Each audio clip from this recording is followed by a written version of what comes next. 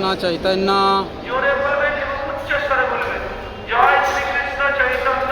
Joy Shrikrishna Chaitanya Nityananda Prabhu Nityananda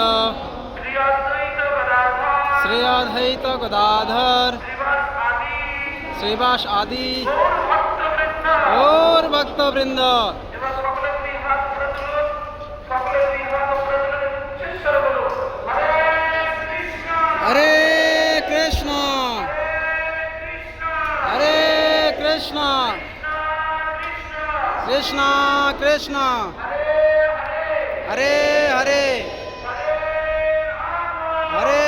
Ram Hare Ram Ram Ram Hare Hare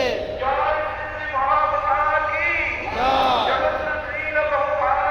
Joy Joy